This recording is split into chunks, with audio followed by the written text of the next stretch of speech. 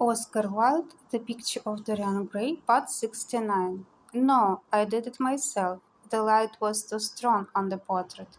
Too strong? Surely not, my dear fellow. It is an admirable place for it.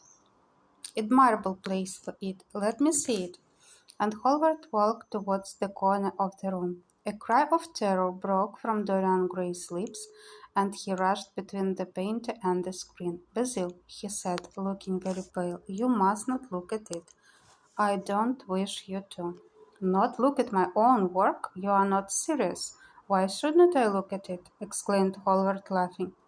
"If you try to look at it, Basil, on my word of honor, I will never speak to you again as long as I live.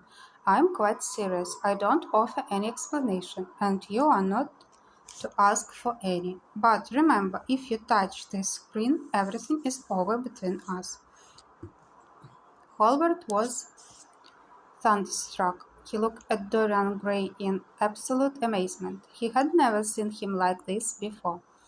The lad was actually pallid with rage. His hands were clenched, and the pupils of his eyes were like discs of blue fire. He was trembling all over. "Dorian, don't speak." "But what is the matter?"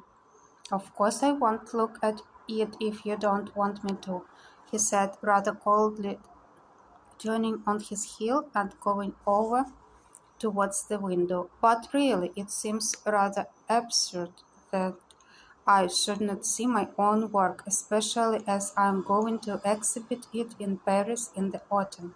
I shall probably have to give it another coat of varnish before that, so I must see it some day, and why not today?" "To exhibit it? You want to exhibit it?" exclaimed Dorian Gray, a strange sense of terror creeping over him. Was the world going to be shown his secret? Were people to gape at the mystery of his life? That was impossible. Something, he did not know what, had to be done at once. "Yes, I don't suppose you will object to that. George Pettit is going to collect all my best pictures for a special exhibition in the Rue de Sism, which will open the first week in October. The portrait will only be away a month. I should think you could easily spare it for that time. In fact, you are sure to be out of town, and if you keep it always behind the screen, you can't care much about it." Dorian Gray passed his hand over his forehead. There were bits of perspiration there. He felt that he was on the brink of a horrible danger. "You told me a month ago that you would never exhibit it," he cried. "Why have you changed your mind?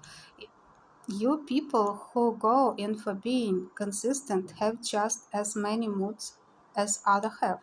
The only difference is that your moods are rather meaningless. You can't have forgotten that you assured me most solemnly that nothing in the world would induce you to send it to any exhibition. You told Harry exactly the same thing." He stopped suddenly, and a gleam of light came into his eyes. He remembered that Lord Henry had said to him once, half seriously and half in jest, "If you want to have a strange quarter of an hour, get Basil to tell you why he won't exhibit your picture." He told me why he would not, and it was a revelation to me. Yes, perhaps Basil too had his secret. He would ask him and try. "Basil," he said, coming over quite close and looking him straight in the face, "we have each of us a secret. Let me know yours, and I shall tell you mine. What was your reason for refusing to exhibit my picture?" The painter shuddered in spite of himself. "Dorian, if I told you, you might like me less than you do, and you would certainly laugh at me. I could not bear you doing either of those two things. If you wish If you wish me never to look at your picture again, I'm content.